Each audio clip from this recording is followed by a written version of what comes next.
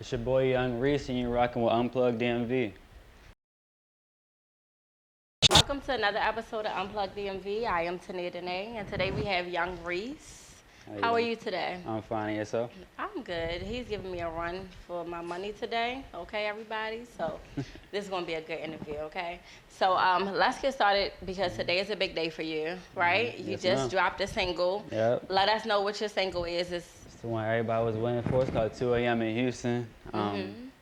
I made it like early September, but I just chose to release it because everybody been waiting on. Everybody been bugging me about it. I had a couple famous artists hit me about it. Like, yeah, so chose to release that with my manager, and yeah, a lot of people was messing with it. I released it. Everybody posted it. Appreciate all the love and support. And yeah, it's taking So, off. so let's talk about a little bit of how that feels. You Mhm. said a lot of people was hitting you up and waiting for you to drop it. So, what were you doing to, provoke that? Everyone hitting you up. So when I made the song, I wasn't really expecting it to sound like that. Like when I made it in the studio, but I was going crazy. Like me and my engineer was going crazy in the studio when I made it. So I had posted a snippet on Instagram of it, and like it just went off from there. Like mad views, mad comments, mad likes. Everybody posting on their story. Random people from like over time, like just talking about like a month later, they posting it on their story saying, Oh "Yo, I yeah. mess with this guy. Like you feel me? Drop that soon." I'm like, yeah, I'm dropping that soon, bro. I got you. Like. So I still was waiting. It felt amazing, especially when people, like you've been supporting other people, you Right. kind of feel that love back. So yeah, it felt amazing. Yeah, and at that time that you posted a snippet, were you done the song or Uh, you just was in the studio like playing oh, around, just nah, making I some? wasn't done it yet. I mean, I finished it later on in that same session, but I wasn't done it. I was posting like the part that I did. I ain't finished like the end or anything, but the part that I did, I posted that like the intro and a little bit into the first verse. Like, yeah. Okay, so maybe the people that were commenting and everything, they got you hyping, got you ready to, Yeah, I was like, yeah, yeah, let me finish this. Yeah. yeah. What inspired you to do 2 a.m. in Houston? So I was looking for beats, and I kind of wanted to like all my music catches my own ear, so that's how I know like it's good because I know for a fact I listen to good music. I feel like I listen to good music, so I wanted to do like I never did a song like that before I did it. It was like rappy, like tuney like songs, but when I did that, it was like I felt like I was finding my sound. Right. So like when I did it, I was listening to the beat. I'm like, it was called 2 a.m. in Houston. So I was like, how I fit that in there. Then I just started speaking facts throughout the whole song. Like everything was all authentic in that song. So it kind of came easy for real. Yeah. So, as far as your artistry and everything goes, give us like a little background on how you prep and how you write your music. Do you write your own music, Yeah. first of all? Okay, so you do. Well, yeah. When I first started rapping, I was writing it. Um, I'd say for songs like 2 a.m. in Houston and like songs like that, you can hear me like punch in like every other line or whatever. Um, that's like my engineer had like gave me an idea, and I met my mans had gave me an idea to like start punching in on songs because it makes it more like it makes it flow, not necessarily flow better, but like it makes it more like unique kind of when you like I'll make like the hook like early in the day, and then I'll be like, oh yeah, I'm gonna take this to the studio. I mean, I'll sing the hook, and then like when the verse come, I just start punching in each line like just off the top. Just, Right. Yeah, back and forth, back and forth. So just punch me in, just punch me in. Um, that's usually what I do with every song. Now I just listen to the beat like 3 or 4 times. I'm like, yeah, I want to do this beat. And I just get to the process. Do you have any like specific songs that have inspired you to do it Myself or like besides other the people's 2 songs? a.m. in Houston? Yes. Other That people's songs? inspired you, yes. Like in general to become an artist. Oh yeah, my two older brothers was rapping since they was like 9 or 10 apiece. So my father was always like all the time, I know you got something. I know because he rapped too, so he was like, I know you got something. Your I'm like, father raps too? yeah. Okay, so it's all in And the I'm a family. junior, so Okay. um, so my two older brothers, they wasn't really like trying to get me to rap or anything. Like I was always playing around in the house, like silly rap battles and stuff like that, back and forth, laughing in the basement or something with my cousin or something. But when it really popped off was I had a first studio session in early July, I believe, and then that was just off like a random time. I just went to the studio just cause with my cousin, and I made like 4 songs in like an hour or two, and they was all messing with me. They was like, "This your first studio session?" I'm like, "Yeah." Like, I don't know what I'm doing, but yeah, it's down the tech. So You say early July of this year? yeah, Oh, so you fresh with yeah, it. Okay. A newborn baby. yeah, Okay. basically. And you may be like the youngest artist that we have interviewed on Unplugged Yeah. DMV. Yeah. So tell me about your challenges with like being a young artist. It is like, it's tough. I say it would be tougher if I wasn't confident, I guess. But I got mad people around me. I got a great support system, and me and my manager, we got great support systems. It's like, since I'm younger, like I know a lot of people, like a lot of other like engineers and stuff I tapped in with, like over the last couple months, they try to like take advantage of the fact that I'm younger or anything. Like I don't know, so some people like up the prices, or they see I'm young and I don't really. I mean, I got a good following. Like I got like 6K on Instagram, but that's just based off me and my foundation that I built before music. Right. So when I started doing the music, they see I already got a foundation, and like mad people rock me, but I'm still fresh into the music. So they'll like up the prices on stuff and stuff like that. But I'll ask my man like how much he charged for that, and he'll be like, hey, he charged me like half of that. I'm like, all right, so that's all right, cool. Yeah. I know what type of people to rock with. I know what type of people that's like trying to get over on me, like stuff like that. They think I'm not smart, but mind you, I told you my brother's been doing this for 10, 15 years now, so I already know like how when people try to get over me, but yeah. Yeah. So one thing I will say is that a lot of people don't really, a lot of artists don't really adapt or hire like a manager right away. And with you being fresh, just starting a few months ago, did you already know like off the back when you decided that you wanted to take music seriously that you would get a manager, or did you think in the beginning that you could do it yourself? I knew for a fact that I wanted solid people around me. I knew I needed somebody that was there before music. Me and Dream, we tapped in. I was a little boy when me and Dream tapped in, so hooping and stuff. Like when I was trying to be a hooper, so we go way back before I even thought about music. Like way back, like when my brothers was doing music and stuff. Like this is before I even thought about any of that. So I think this is probably maybe like this is when I was in middle school. So I'm talking about mad years ago. Maybe almost a decade ago. So I knew I needed somebody solid around me. Dream got the foundation for herself already. He tapped in with mad people. I'm tapped in with mad people. We put that together. I know the loyalty is there. We trying to reach the same goal. Why not? You feel me? Tap in with somebody that's locked in already. Like I don't want to lock in with new people. Like I do songs with new people, but you feel me? The foundation of me, like I want the loyalty to already be there. Like, I don't want new, like people I don't know that I ain't never been through nothing with. Right. So I knew for a fact that that was gonna be there. So in the beginning, even still, you did not start off without a manager. Nah, my first, I said my first session was like early July. I sent Dream, I sent Dream's brother my song, like just off, like I was with him that day. I sent him my song, he was listening to it, and then he sent it to Dream, and then, I sent it to Dream, and then he was like, oh, yeah, we gotta get to the stew. So we went the next session. I made like 2 songs, and they was crazy. I ain't releasing it, but they was crazy. I released one of them. They called Glory. It was on my EP I dropped earlier this month. But yeah, they was wild. We was going crazy in the studio the whole time. Yeah, we kind of just took it from there. From July, my first session or second session. Yeah, I'm just so intrigued about July because a lot of artists, they don't typically like they've been. But I mean, you had music around you as you were growing up, but a lot have already at 12 was writing music, and so that wasn't your story necessarily. Nah, but it's like, yeah, that's what I peeped too. Like a lot of people like, bro, you didn't start rapping just now, bro. You didn't start making music just now. I'm like, bro, I swear to God to you, like I literally sent you videos from my first session. Like I just started. Oh my God, I just started.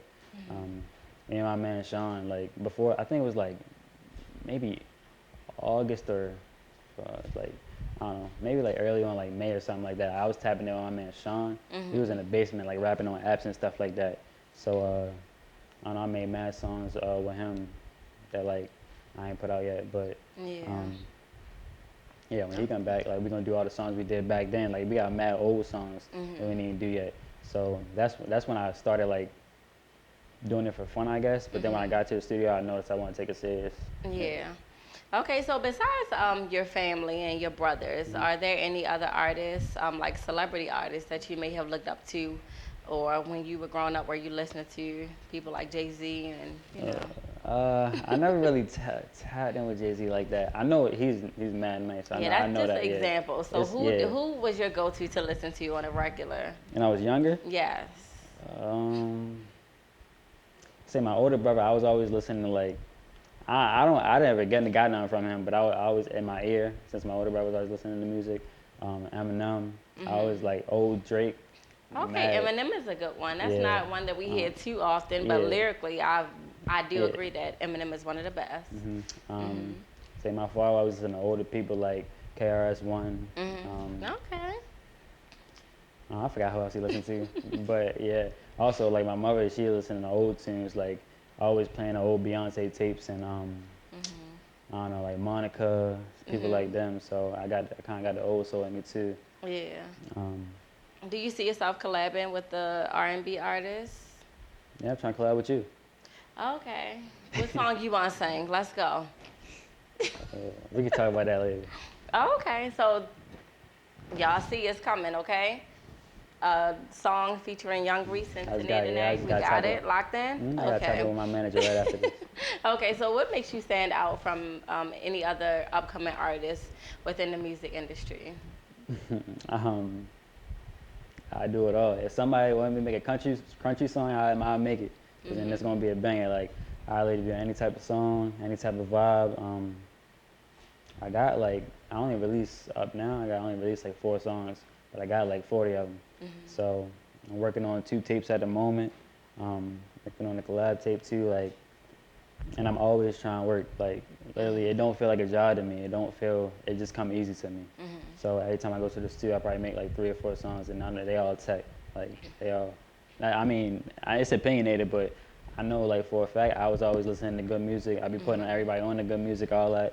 But I found myself listening to myself all the time. So like I was like, I must not be trash. So yeah. Yeah, but you having 40 songs that have not been heard yet. I can tell that you're really strategic about how you do your music and how you place things together. So tell me a little bit about that creative process, about how you group things. Are there real life, songs, or do you use your imagination? I know it sounds childish, but do you connect to real life things when you're writing your music, or what's that process for sure. like? I'll say even the song I just dropped, 2 AM in Houston, it had like mad stuff in it. Like I don't know, a lot of it has to deal with heartbreak. I say that's the reason I really started making music.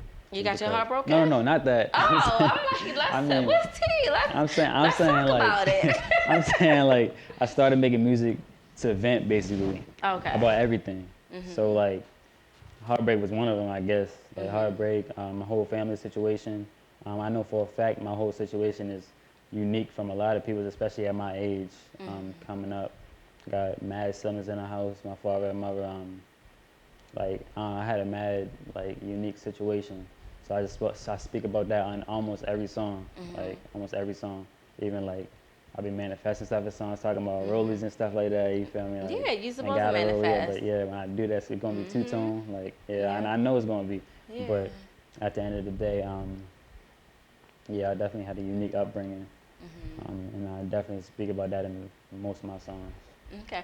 I know some artists who typically speak about their real life situations and things like that. Sometimes they receive a lot of backlash from their family and friends. Do you find yourself experiencing that, or typically does everybody support you? Yeah, I say typically everybody supports me. I say I don't really be. I'm not gonna lie. I'm the type of person, and I guess like a lot of people will say otherwise. Like they don't care if people like them, blah blah. Like they know they like themselves. They know people they close to you like them, blah blah. I make music for everybody to like. So, and I want everybody to like. At the end of the day, I'm just being honest. I want everybody to like it. I know for a fact I'm at peace with the decision that a lot of people are not going to. But at the end of the day, I haven't really received backlash like that. I've got some like honest opinions from friends and stuff like, bro, you could do better, something like, you know, and I just take that as motivation. I don't really take it as backlash. But yeah, I haven't really received like negative comments or anything like so far. So far so good. Give us the most inspirational gem that's been dropped upon you from maybe either a family member, a friend, or maybe even your manager, or you know, someone like that. When you first thought about getting into the music industry. Music-wise? Yep. Don't rush. Like everything takes its time. Everything happens for a reason. So don't rush. Take your time. It's going flow. Like I feel like that's why I'm not rushing to like drop anything right now. I know everything is going like people are waiting on stuff, blah blah blah. But I'm taking my time right now, making sure I put everything in the right place at the right time, so it gets like the love that I feel like it deserves. Especially like in the studio, don't rush your stuff. Like breathe, take it. My first studio session, I was out of breath. Like I wasn't drinking no water. Like the songs came out cool, but if I had to go back redo some stuff when I learned it, but yeah, you definitely got time. Yeah, that's about it. Okay, we appreciate that for sure. So, as far as manifesting, like you said, you love to manifest. So, are there any artists that you would love to like open up for, or you know, go on tour with? Of course. Let's talk about it. Who are they? Three. Give you three. Just three? Just in case they hear it, just three. If you want to do five, you can. I do five. Do five. It's not in no order though. Just five. Okay. Not in no order. Just drop them. Let's hear it. I know I'm one of them. Okay. All right, that's a given. I'm gonna give five more though. Okay. I'm gonna say Tania. Not five more. Yeah. Dang, yo. Look for a fact, baby, little baby. That's Lil a Baby. given. Okay. I can see Lil Baby. You gotta say YB. What, you don't like that? Huh? What? He's just, I mean, you saying a lot of first time things, okay? No one ever typically says YB. I think he's dope. I think he's dope. Sure. But okay. Sure. Eminem, YB. No, what? Okay. Eminem. I mean, no, I'm saying when you say right, cool, lyrically, yeah. Yeah. Eminem is your person. YB. All right, Baby, next. Yeah. A Boogie.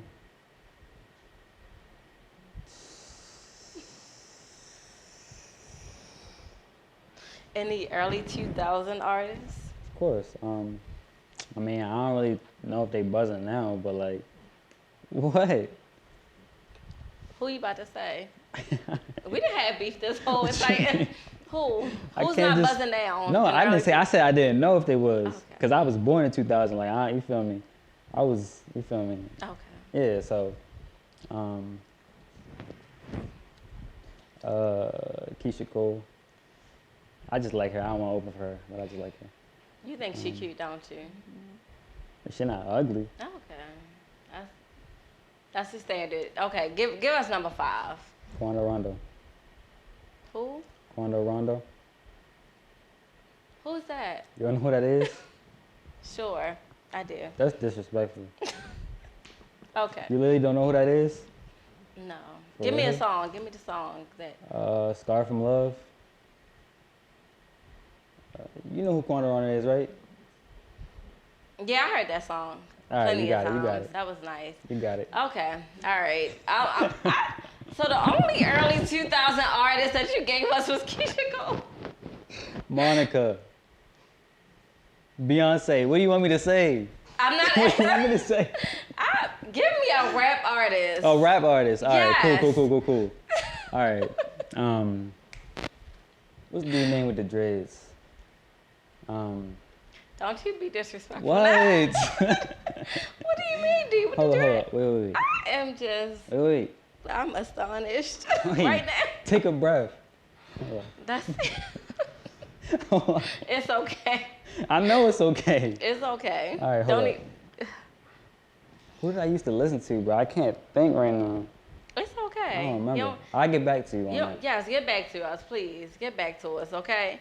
And because we're manifesting, when you get back to us, we're going to have that ready All and right. set up, okay? All right. All right, so let us know about your new album that you dropping soon. You have 2, right? Well, I got 2 that I'm working on. I just don't have like the track list in place. Yeah, I know. Like I told you, I got mad songs, but I still need to finish a couple of them. But even I don't know what I'm gonna put on either one right now. But I know the first tape. I don't really want to say a name yet, but You don't have to. because I don't really got the name like solidified. But I know like the vibe I want. It's basically gonna be like my whole story. Like after you hear my first tape, you're not gonna even want to like you're not gonna have to ask me no questions about Yung Reece at all. Like everything's in that tape. If you want to know something about me, listen to the tape all the way through. Like that's all you gotta do. Okay. But yeah, hopefully I'm looking at driving that towards the like a little more time. I need a little more time on that one, maybe a month or 2, hopefully. Okay, so preferably like New Year's or More or less, 2022 is what we look forward to. I know the second take gonna be 2022. Okay. Still trying, tap in with visuals and stuff like that. Yeah. Hopefully D Right, get me right.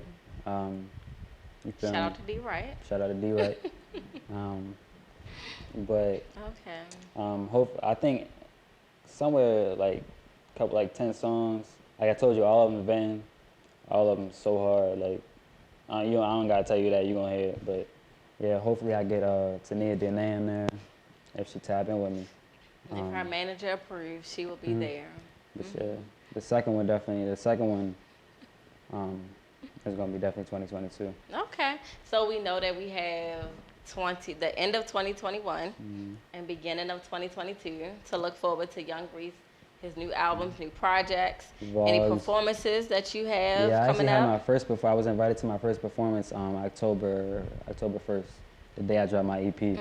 So it was kind of like, that's what I'm saying, like perfect time. And like, they literally invited me the day before October 1st, and then my project dropped October 1st, and you feel me? Like I told you, like stuff aligns like that. Right. It's weird. Yep. Like, it's weird how stuff happens like that. But yeah, that was my first one. I got another one, I think, coming up November. Okay. I don't remember the date, but coming up November. I got another one. It's gonna be on my Instagram. Okay. But yeah, I think it's either 1 or 2 of them. Okay, and speaking of Instagram, let everyone know where they can find you to follow you. Let everyone know where they can stream your music and everything like that. Everything, Apple Music, Spotify, all platforms, Yung Reece, YUNGREECE, Instagram, everything, at HXVPER. Alrighty. Well, there you have it. Yung Reece has plugged his Instagram. You know where to stream his music, and you know what he got coming up.